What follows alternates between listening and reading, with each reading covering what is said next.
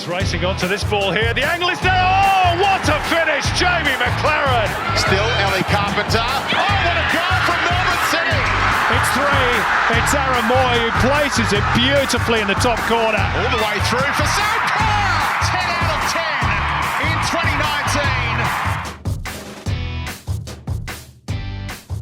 2019. Martin Boyle has enjoyed a remarkable rise from a teenager in the 3rd Division of Scottish football to becoming Socceroo number 599 at the age of 25.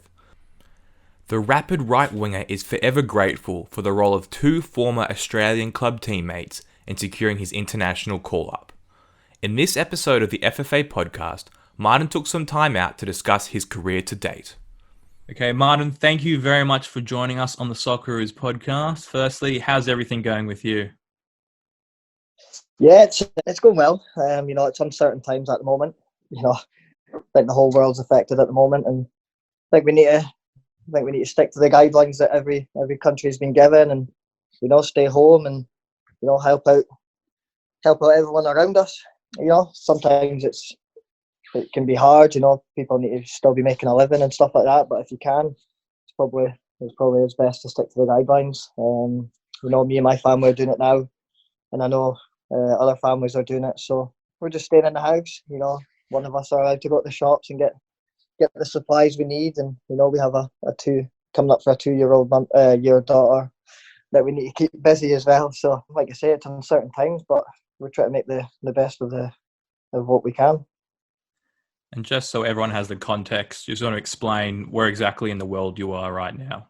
We live just outside of Edinburgh in a town called Dunbar, which is in Great Britain, which I don't know if much people will know that we are in complete lockdown at the moment. We have been for a week and a half. I think we're trying to control it the best as we can over here, but obviously, there's still a lot of people affected, and hopefully there can be a solution soon, or everything can go back to normality. And how are your feelings around everything that's happening? How are you dealing with it? Yeah, it's been tough. Obviously, we can't play football. We're just trying to keep as fit as possible. Like I say, we're just trying to keep our daughter busy. We're trying to do different stuff every day. We're taking the dog for the walk, for about 45 minutes a day. So yeah, we're just trying to stay busy, stay positive. We're always FaceTiming family, seeing how they're getting on, and I think we've got into a little routine. I think the days are just flying past. To be honest, they're just worried where the days are going. They're just wasting away. But like you say, there's people affected out there that we could be in worse times. We're in I'd say a good situation here though. But I think the medical staff, the NHS over here are doing a fantastic job. I think all our heart goes out to them, and there's still people that have to go to work and make a living for their family. So yeah, like I say, we could be in worse times, but we're all thinking about all them out there. And as you mentioned, being a professional footballer, you need to stay in as top a shape as you can. So how do you do that at home? Do you kind of have a gym set up, or you're running around the house or running outside? Well, we've been running outside, and my local gym has he's gave us a spin bike, some weighted plates, some body vests, battle ropes, just some bits and bobs. We've cleared out the shed, and we're making the most of that. So yeah, we're trying to keep as fit as possible. Like I say, it can be quite tough, but it's what it's got to be done at the moment. And does your club give you kind of a program to do, or is that something that you devise yourself? Yeah, there's programs we've been sent over. We've had conference calls, FaceTime calls, and there's nutritionists that we have in the group chat that's trying to keep us right. We still need to send over our body weights and all that sort of stuff. So yeah, everyone's trying to stay as professional as we can. And likewise here, eating correctly and trying to work out as much as possible just to maintain that shape. But like you say, it's just keeping yourself fit. Like in terms of touching the ball and stuff like that, it's only little touches in the back garden that we've been doing. So yeah, like I say, we're making the best of a bad situation at the moment. And do you keep up with the Socceroo staff, stay in touch with them throughout this period? Yeah, absolutely. I received a text from Arnie this morning to see how I'm getting on. I've been keeping in touch with Rennie, and just some of the boys now and again. you know, I think that's a good thing about social media. You have that platform where you can communicate with people and, you know, see what they're doing in their lives in terms of Instagram and see what they're getting up to. So yeah, it's quite good. You know, like I say, we're all spread out across the world, but you majority know what they're up to and what they're doing. So yeah, it's quite good. The other night, the Socceroos streamed the Uruguay World Cup qualifier live. I'm not sure if you saw that on Instagram. I did see it. Yeah, I was busy. When my daughter was having a screaming match with me, so I missed the majority of the match. I got just in time for the penalties, which was good. But yeah, like you say, it was an unbelievable match. I've only seen it a few times, but I haven't. Like you said, I knew I need to sit down and watch the full match. Some really massive names in there, and it was good to watch that penalties as well. And what does that game kind of mean to you? You know, I think it was years ago. It was the start of when we were growing up, and I think that's when you really get the taste of enjoying football. You know what it meant to everyone. You know, everyone's got their own you know, thoughts about the match and you know what it means to them. And also, I was a bit younger, and yeah, you really get a taste for it. And you know, I think that's the moments you want to be when you grow up. You want to have moments like that. And yeah, I think that's what spurs people on, and I think that done that to me. So in the context of obviously playing for the Socceroos, you've been able to play a few games so far, the Jordan game. What was it like to play in that game and in that atmosphere, and also after making a return from injury? Yeah, it was great. I was actually surprised to be in the squad. You know, obviously coming back from injury, I hadn't started a game for Hibs. I hadn't really played much, and you know, I got the call from Arnie, and you know, Hibs were. I don't think they were happy about me going, but I think we changed manager, so it kind of changed where I could get some minutes under my belt going away. And like you say, I was surprised just coming back from injury, and you know, I think Arnie knew what I was capable of, that I could bring off the bench. Maybe I wasn't fully fit, but he knew I could maybe give a good impact to the game at the time that we needed. And you know, it was good. You know, I'm forever grateful to receive the call up, and I'm every time I put on that shirt, I'm honoured. So yeah, it was good. In terms of there, it was, you know, it was really hot. It was really hot over there. You know, it's probably a place that I never envisioned going to, but you know, I really enjoyed it. It was good. The fans were unbelievable over there, to be honest. You know, I think we arrived an hour and a half before kickoff, and it was nearly packed out. The atmosphere was something I've not experienced before. You know, just looking at the pitch, and all the fans are all in the game, and they're all singing and chanting, which is good. It was a different type of atmosphere that I haven't witnessed, and yeah, it was. You know, it kind of made the moment even better. It must have been quite amazing to then make your return to football like that. You know, having played so much of your football in the UK, and then your return to basically in this really hot place in the Middle East. Was that like a shock to the system, or is it just an amazing feeling to finally be back out on the pitch? Yeah, I think it was a shock to receive the call up. But like you say, I think Arnie trusts what I can bring to the team and what my qualities are. And I think it was made clear that I wouldn't start the game and hopefully make an impact off the bench. And you know, I done that. But yeah, it was, you know, it was a great moment. You know, like you say, it was hot. It was hot. You know, the UK doesn't reach temperatures like that. And I think since I've been involved, you know, I'm still adapting to the conditions. You know, some have been really, really hot. Other people have been climatised for years. But yeah, I really enjoyed it. I coped with it well. I managed it well the days I was out there. Albeit it was a really short camp. You know, you're normally away for about 10 days. This was about 5 to 4 days. But you know, it was great. It was good to see the guys again, all the playing staff, and yeah, it was an amazing feel. And how have you found your other experiences out in the field for the Socceroos so far against Lebanon and Korea? Yeah, it was brilliant. Obviously, my debut against South Korea was fantastic in Brisbane. Obviously, people will know it was my first time in Oz, but some people might think it's a bit strange, etc. But you know, I really enjoyed it. It was something it'll stay with me for a long time. You know, it was amazing to receive that first cap, and then obviously to start the Lebanon game in Sydney. You know, it was absolutely fantastic, and you know, it was Timmy's last game, which made the night even more special. You know, I couldn't have asked for a better start. You know, I got 2 goals and an assist. You know, it kind of set up. You know, it was kind of set up what was a fairy tale moment, if I'm honest with you. And even with Timmy coming on and sharing the pitch with him for 20 minutes, you know, it was also a good experience. And yeah, it was fantastic. And like I say, my family were proud, and you know, I'm extremely honoured to represent Australia. So one question that was put forward by a fan was asking actually how you came to play for Australia. And one fan asked, was it Jamie Maclaren and Mark Milligan at Hibs who convinced you to play for Australia?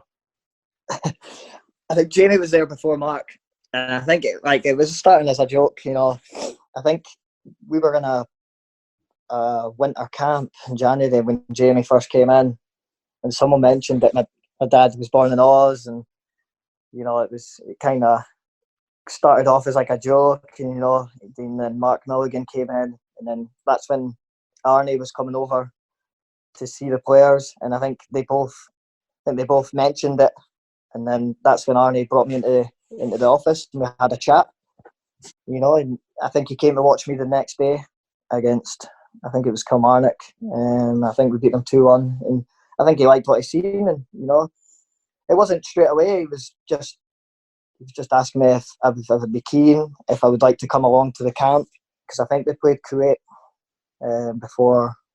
Yeah, I think they played Kuwait, and then they had a camp in Dubai, and I think he just asked if I wanted to come along, see if I enjoyed it, see how well I fitted in, and you know, I did. I came along. I was nervous, you know, a Scottish guy coming into the unknown. It was about 35 degrees, but no, I enjoyed it. Everyone made me feel welcome. You know, everyone has. They've done that since the start, and I've loved it. Then yeah, I think that was the start, and I think as the time went on, I was just really wanting to make my competitive debut, because I played a lot of friendlies which didn't actually link me in. So people were thinking that I would maybe still represent Scotland and stuff like that. But no, I told them from the start after that Dubai camp, I was, even if I never played a minute or I was never locked in, you know, I don't think I would go representing any other country. So yeah, it was a fantastic moment, and yeah, I'm forever grateful for Maka and Millie for doing that, and you know, for Arnie for giving me the opportunity, and hopefully I can participate in more games and show what I can do. You able to explain why you chose Australia, basically, you know, over Scotland? I never really had much contact with Scotland. I think I represented them at under-16s in a little tournament, but apart from that, the years went on, and you know, it was just, that wasn't something I was thinking about.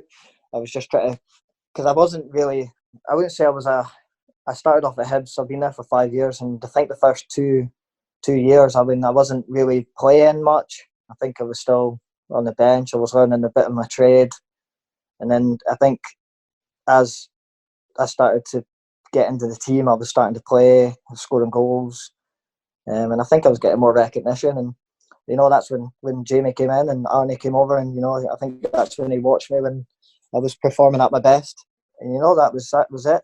You know, I think I received a call from the Scotland manager after Arnie asked me to go to Dubai, and you know, I wanted to honour his.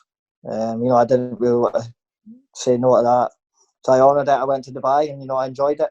And in fact, I'd go as far as saying I loved it, and I still do. And you know, I don't regret any decision that I've made. And it was, you know, it's amazing. It's been the best you know, time of my life going away, and hopefully, like I say, hopefully there's more caps too. And what's the best thing about being in Socceroos camp? Is it the banter with the boys, or?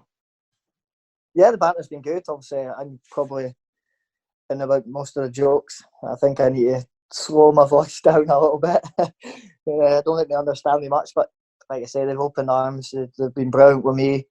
You know, I just try to be myself. I'm a bit of a loudmouth. I go in. You know, I wasn't going to change the way I was. So thankfully they liked me, and I made an impression in the squad. And yeah, you know, it's been brilliant. And like you say, the best bit's probably, you know, obviously representing Australia. You know, pulling on that jersey. It's the best thing. And like you say, the bunch of lads, the core that we have at the moment is, you know, it's brilliant. Growing up having your dad from Australia, was the Socceroos a team that you followed and kind of kept up to date with the games that were happening and the players? And I remember my dad was speaking about a lot of the World Cups, etc. But I don't think, like, in terms of like football over there, and I think obviously we were massive. My dad's a massive Liverpool fan, and that's rubbed off onto me. And we were watching Cure, and we were trying to base my game on him and stuff like that. My dad was loving it. He's always trying to rub off on me, what I could achieve and what you could do, etc. And like you say, I think the whole soccer thing it came around quick. I think we were all very shocked. Obviously being born and raised in Scotland, never really thinking that I could have the opportunity to represent Australia. So, yeah, like I say, we're thankful that it came about, and he's very proud. He's not actually came over. He's not actually seen me play yet, because obviously he was going to come to the Asia Cup, and I had like 10 people fly over, and then I got injured. And as they were flying over, I was flying back to get an operation. So it wasn't really working out that way. But they all went to the games. They went to the group stages of the Asia Cup games, and then they flew back. So yeah, he stayed. He showed the support, although it wasn't for me. But yeah, it was good for him to stay over there. It took a bit of persuading, because he was a bit upset that I was flying back. But hopefully he'll get the opportunity to watch me in a Socceroo shirt soon.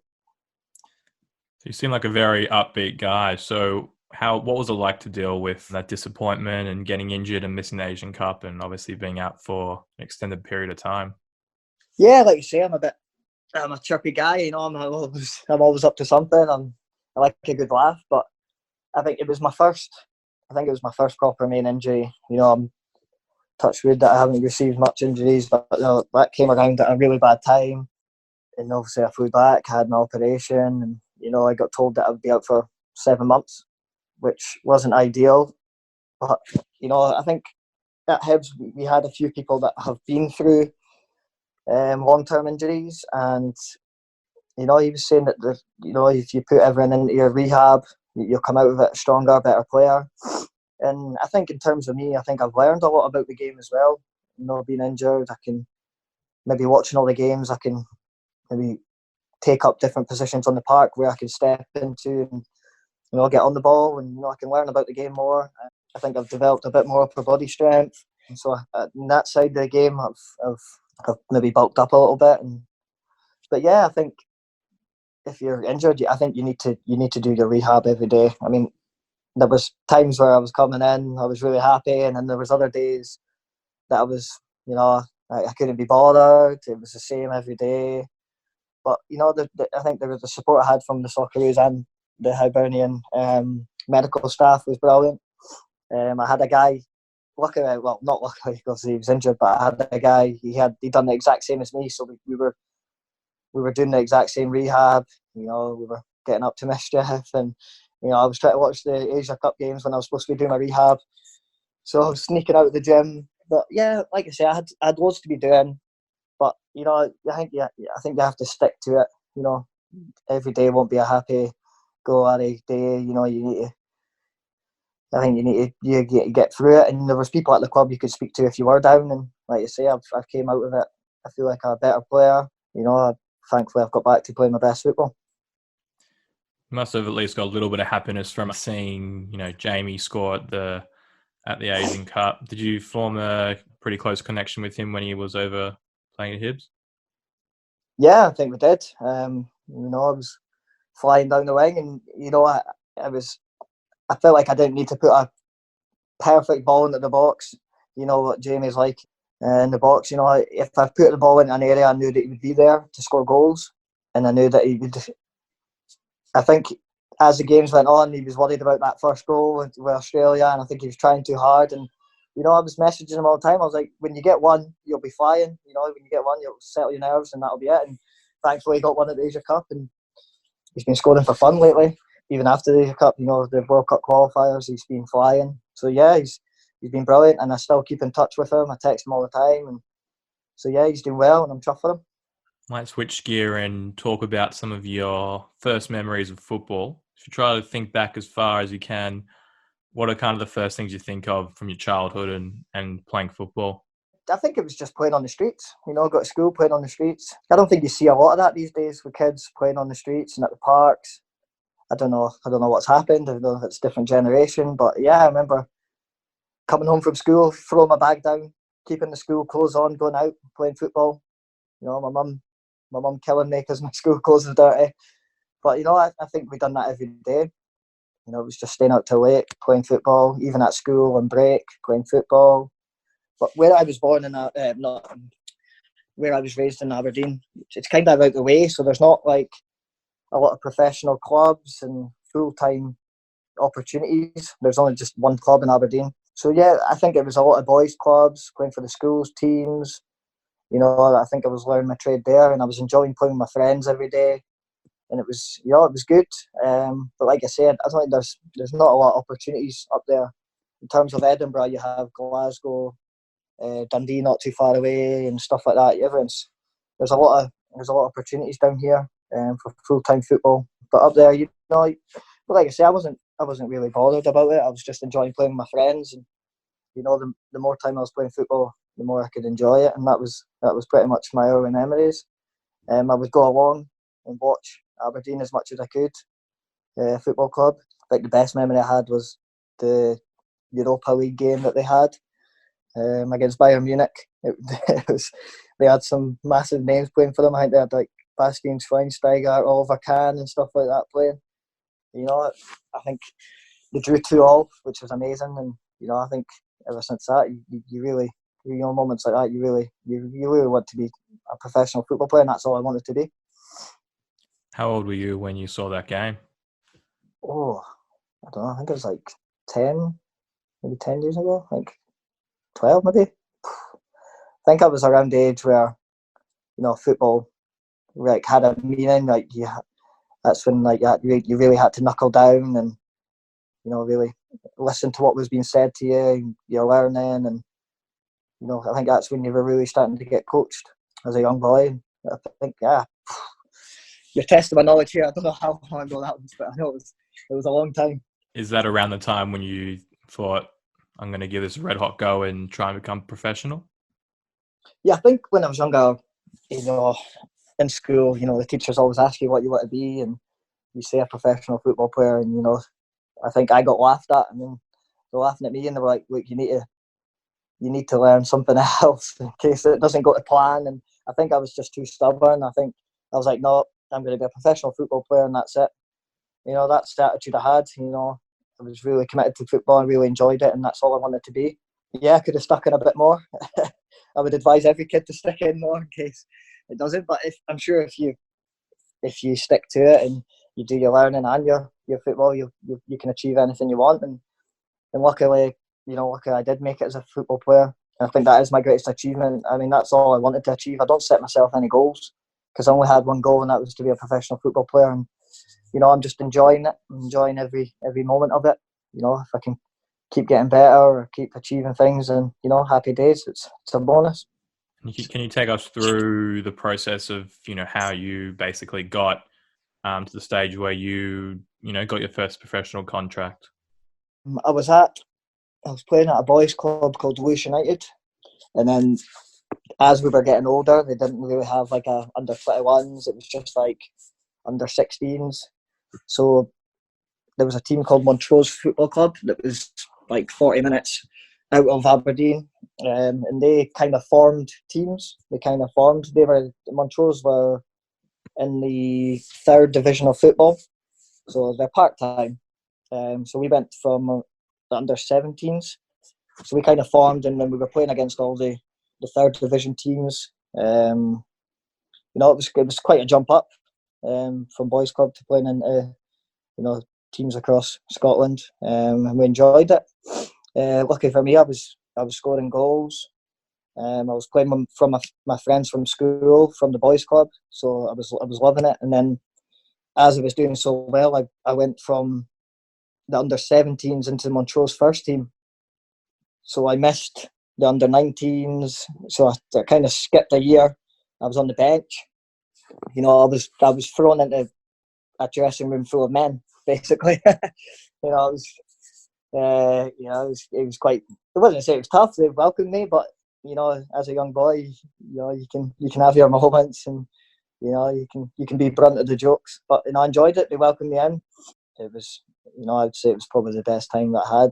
Probably developing it into the player I am. Even if it was a season on the bench and maybe making a couple of minutes there and then, you were learning every day. We were only part time, so we were training twice a week, Tuesday and Thursday. So yeah, I had left school by then. I was at college. I was learning. I was trying to get a degree in sport and fitness. So I got that, and then by the time I finished that year, I was playing regular. I was 18. I think I was 18 years old. I was playing regular in Montrose. I was scoring goals. I got top goal scorer for the year, and then as the time went on, I didn't really know much about full-time football at all. I didn't know what it meant, etc. Obviously training every day, like it wasn't part-time. And then Dundee Football Club, I think they bought me. It wasn't for a lot. I think it was like 25,000 or something like that. I think it was just a compensation fee.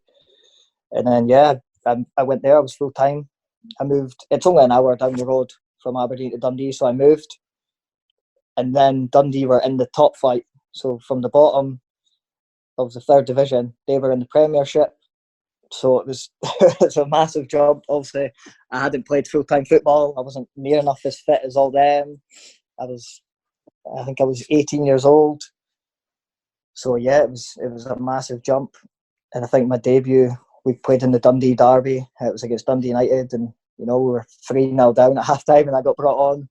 So it was quite an eye opener. And then I think it was just bench appearances now and again for the under 21s. And then I think I got loaned back to Montrose. So I was still full time. I would just train twice a week at night and play the games, and I felt like I was a much more fitter player, better. I was scoring more goals. So obviously I was playing 90 minutes and I was full time. So I really adapted to them.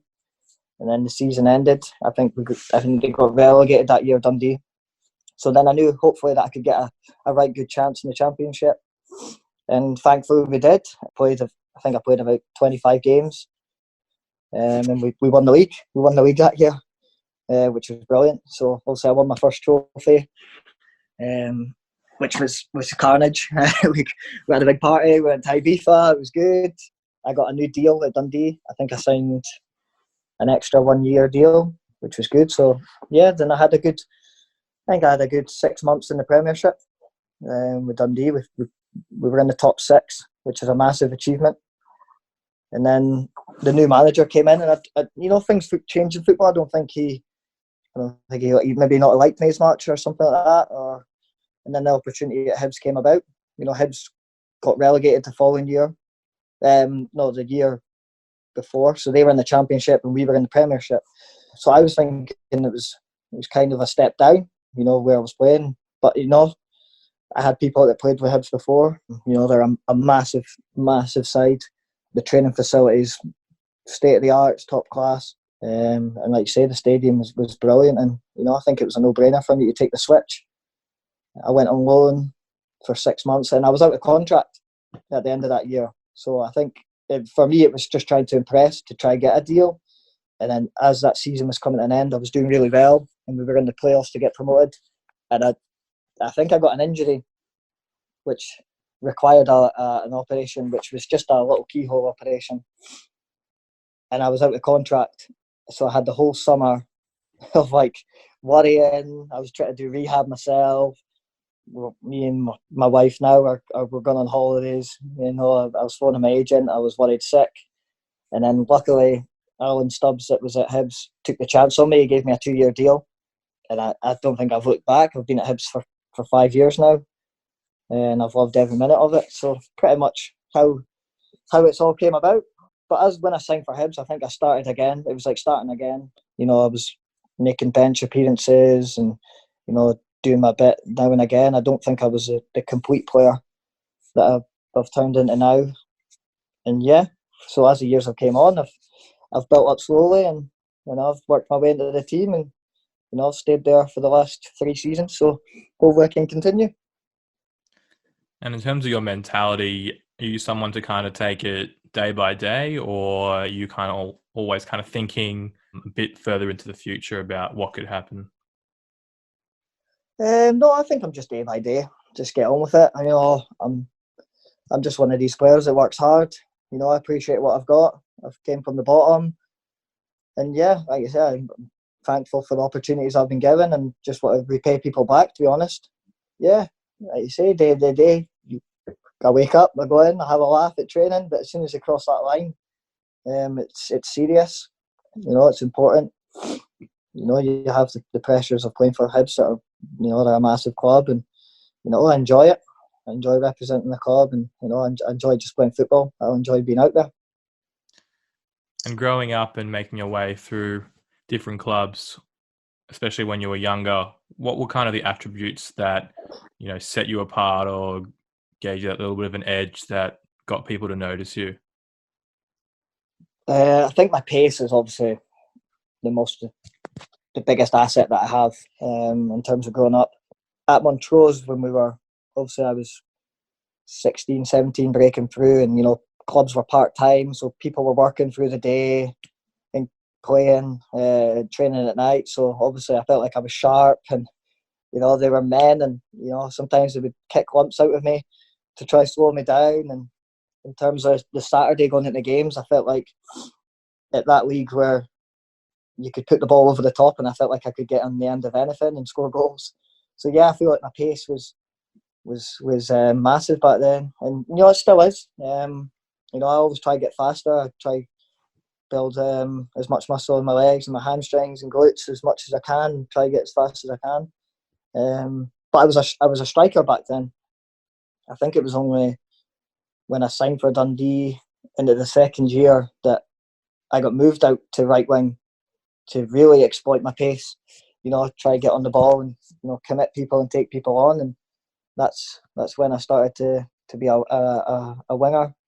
And yeah, I enjoyed it. Enjoyed travelling with the ball and setting up teammates and try pitching the goals as I could. I feel like I can take the ball up the pitch, and, take on people, dribble past people, and yeah, I feel like that's my strongest asset, pace. And I think it's probably why I've maybe made it as far as I have, maybe because I'm fast. But along the way I've developed, working on my touch, my end product, scoring more goals.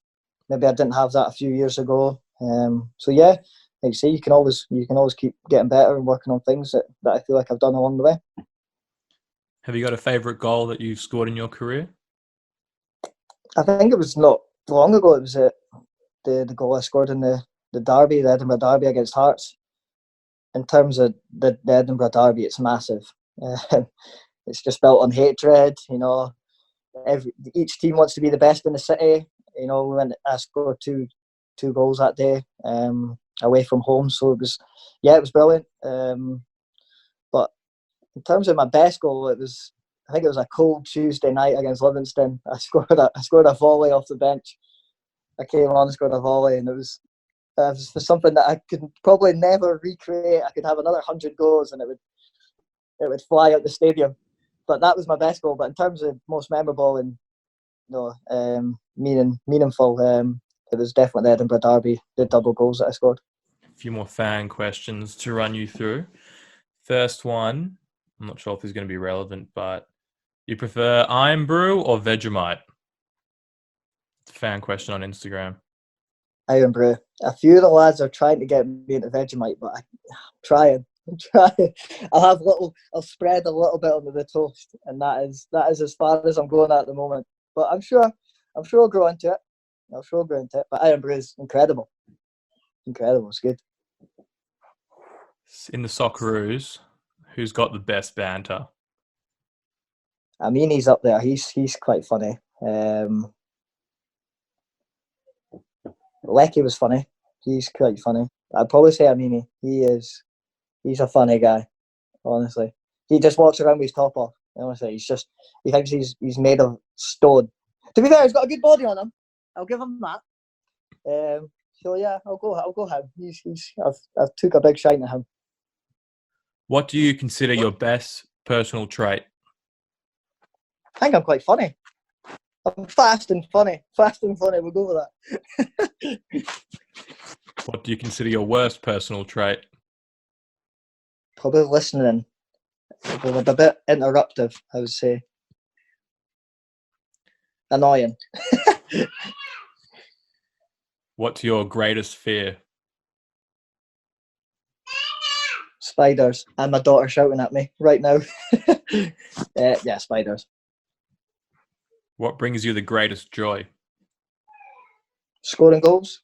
Seeing my family happy. My daughter smile. What's your most treasured possession? My first Socceroo shirt against South Korea, which is framed, and the Scottish Cup medal that we won with Hibs in 2016. I have that all framed pictures and shirt.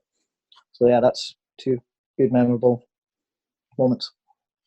If you could relive one football moment, what would it be? I think when we won the Scottish Cup, go back to that. I think because the club hadn't won it in 114 years, and it meant everything to the club. And I think the street parade that we had was like 250,000 people parading. So yeah, it was quite a good moment. What moment would you like to wipe out of your memory forever? Maybe we got beaten in a League Cup final against Ross County. That was a sore one to take because I think we dominated the game for 90 minutes and then we conceded the 92nd minute. I'll say that one, yeah. If you could change one thing about yourself, what would it be? My teeth. We'll go with my teeth. They're quite goofy. Quite big and goofy.